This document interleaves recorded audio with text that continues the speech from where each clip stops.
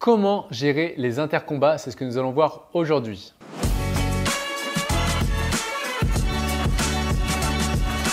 Bonjour, ici Pierre, fondateur de l'Académie de l'Haute Performance. On accompagne des sportifs, entrepreneurs et autres performeurs à être confiants et sereins dans le milieu compétitif et éliminer la peur d'échouer. Et je suis l'auteur de plusieurs ouvrages que vous pouvez retrouver dans la description. Et enfin, rappelez-vous que vous pouvez prendre un entretien offert avec un membre de mon équipe. Donc aujourd'hui, c'est Jarry qui nous pose la question. Se préparer pour la compétition revient trop à se préparer pour le premier combat et le gagner peut informer le corps à tort que l'objectif est atteint. L'intercombat est donc difficile, je cherche des pistes pour relancer le cerveau combatif, initier le stress. Alors ça c'est un problème qu'on peut avoir aussi, un challenge qu'on peut avoir aussi sur des sports, soit du sport de combat, soit des sports collectifs, soit des sports à tournoi, bref, là où dans la journée ou dans plusieurs journées, on doit se relancer à chaque fois et relancer le corps en action. C'est rigolo en fait quand j'ai vu cette question parce que moi-même je viens des sports de combat, sur les tournois à aucun moment ça m'est venu à l'esprit que parce que j'avais gagné ce combat-là, le corps pouvait être informé que l'objectif était atteint.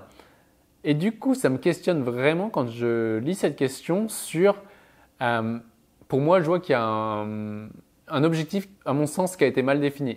Si l'objectif, il est intrinsèquement de gagner le tournoi et d'être champion de France, champion d'Europe, champion du monde, peu importe, ou champion départemental, si l'objectif, il est intrinsèquement ça, un combat gagné rapproche de ça, mais c'est gagné, bam, ensuite on passe au suivant, bam, on gagne au suivant, bam, mais il n'y a pas, je me relâche en fait. Donc là, pour moi, la première chose, ce serait de vraiment revoir l'objectif. Quand vous gagnez un combat, est-ce que vous dites, oh, c'est trop bien, j'ai gagné, dans ces cas-là, il y a de l'euphorie et on se décale de la mission. Donc à chaque fois, si vous connaissez le schéma que vous retrouvez dans mes livres, là, le cône de l'évolution, il y a la mission qui est la rectitude, oscillation émotionnelle en mode bénéfice-inconvénient et moi, je me rappelle sur ces tournois, le combat il est gagné, c'est top et boum, combat suivant et je me reconcentre et l'objectif c'est d'aller en équipe de France et c'était ça l'objectif. Et donc là, si l'objectif est gagner un combat, c'est en mode oh, c'est trop bien, j'ai gagné. À mon avis, il y a vraiment un truc à régler au niveau de revoir ces objectifs à la hausse et voir si on n'est pas dans du fantasme. Ensuite, là c'est intéressant aussi, je me rappelle sur les Jeux Olympiques où c'était la première fois pour une sportive que j'avais accompagnée qu'elle atteignait ce niveau. Et je me rappelle, elle demande donc ils font première dans les tours de poule et elle me demande une session qu'on se parle. Et en fait, on allume l'ordinateur en visio et la joue à ses yeux et je la sens pas dedans en fait la compétition. Et je lui dis ok, tu te sens comment à l'idée d'être première en poule? Ah mais c'est trop bien et tout. Et comment le staff a réagi? Ah, tout le monde dit que c'est trop bien et tout. Et je fais ok, je peux te poser une question qui va peut-être te challenger là. Donc on était quand même juste après c'était demi-finale. Et je suis OK, quels ont été les inconvénients pour toi d'avoir fait première sur les tours de poule? Elle fait waouh, personne ne me l'avait posé cette question. OK, c'est pour ça que je te la pose. Nous, on s'est peut-être un peu relâché. On n'a pas revu certaines choses. On n'a peut-être pas bossé certains trucs qu'on aurait pu bosser. C'est vrai que si on avait fait deuxième ou troisième, OK, quels ont été les bénéfices pour les autres, tes adversaires, d'avoir fait deuxième ou troisième au tour de poule? C'est clair qu'il y a des filles qui ont vraiment plus bossé que nous, qui ne sont pas posées sur le laurier, etc. Et là, d'un seul coup, je vois l'œil la pupille qui se resserre un petit peu. Et là, je vois, le coaching a dû durer 7 minutes. Et elle fait, OK, c'est bon, je sais pourquoi on fait s'appeler. Et boum, elle s'était remise dedans directement. Donc, s'il y a vraiment de l'euphorie, moi, ce que je vous invite à faire, c'est quand on a gagné ce combat-là, en mode on se repose, c'est se dire, OK, quels sont les inconvénients pour moi d'avoir gagné ce combat ou cette compétition ou cette manche maintenant pour le reste, pour remettre du stress dans le système nerveux. Parce que si le corps se relâche trop, c'est-à-dire qu'il perçoit, comme ça a été dit dans la question, que l'objectif a été atteint et donc il peut se reposer, il n'y a plus de danger. Donc on va volontairement repolariser, on va volontairement remettre du stress, volontairement remettre du danger au sein du système nerveux puisque la zone de performance d'un être humain se situe entre la zone de certitude et d'incertitude, entre je sais que ça va le faire et en même temps je ne sais pas si ça va le faire. Quand un être humain est entre la certitude et l'incertitude, on sait qu'il maximise son potentiel.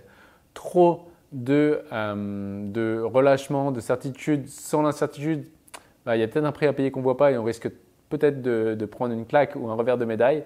Trop d'inconvénients, là il y a trop de peur et il y a des choses à rééquilibrer sur le résultat. Donc ça, c'est important de voir ça.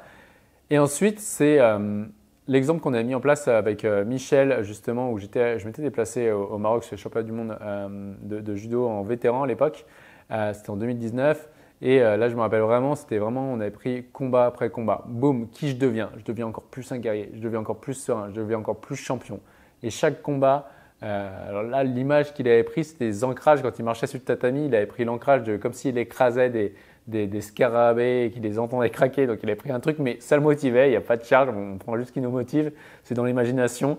Et lui, à chaque fois qu'il pensait à ça, ça le mettait dedans. À chaque fois qu'il marchait dans la chambre d'appel, ça le mettait dedans. À chaque fois qu'il faisait un pas, il pensait à écraser, à gagner, à devenir encore plus un guerrier.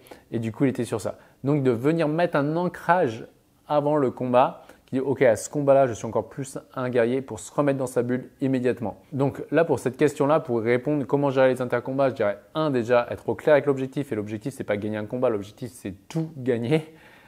Et 2, c'est regarder les inconvénients d'avoir gagné, justement, pour pouvoir remettre du stress et du danger dans le corps.